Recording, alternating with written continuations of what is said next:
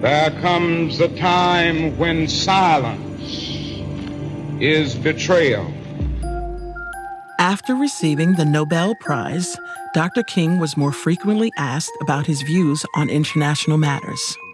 One of them being the United States' involvement in the Vietnam War. The time has come for America to hear the truth about this tragic war.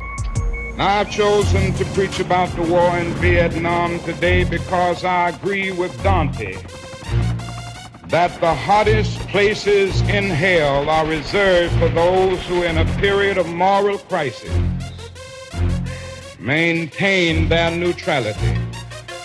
When we look at Martin Luther King's position on the Vietnam War, we can see that, of course, he was going to oppose it because he saw it as a continuation of colonialism, that the French had lost their colony and the American government intervened in Indochina in order to protect that colonial outpost in South Vietnam. Civil rights leader Martin Luther King leads the procession to the United Nations, where he urges UN pressure to force the U.S. to stop bombing North Vietnam. When Martin Luther King said he could not in good conscience support that war, it became huge, because that was the most powerful voice against the war that they had in the United States, and they couldn't come back from that. King's opposition to the war provoked criticism from members of Congress, the press, and fellow civil rights colleagues who argued that including foreign affairs in the civil rights movement would harm the Black freedom struggle in America. New leaders came about with different views on social justice and change. I think Dr. King is a great man, full of compassion.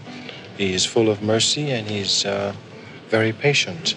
He is a man who could accept the uncivilized behavior of white Americans, their unceasing taunts, and still have in his heart forgiveness. Unfortunately, I am from a younger generation.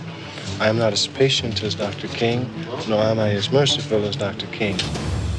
I would have to say, for my generation, we didn't see the effectiveness of loving your enemies and refusing to do anything other than peacefully and prayerfully resist. Not that that's wrong, it's just that we were a little impatient and we didn't think that was gonna do the trick. In 1966, Martin Luther King Jr. and Stokely Carmichael walked side by side from Memphis, Tennessee to Jackson, Mississippi, known as the March Against Fear. It was during this march that Carmichael first spoke publicly about Black power. Stokely was standing there saying, "We want Black power, we want Black power, we want Black power." And the crowd is responding. And so these images go out on television, and I think they are stunningly striking.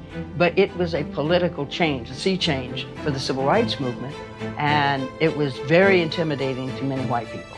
Nonviolent, if you suffer, your opponent will see your suffering and will be moved to change his heart. That's very good.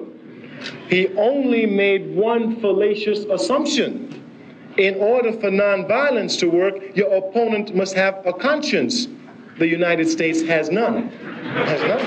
Stokely Carmichael became one of the most popular and controversial Black leaders of the late 1960s.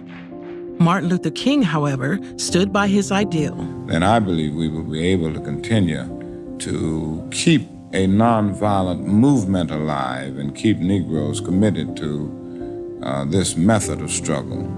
That a nonviolent approach was the only way forward.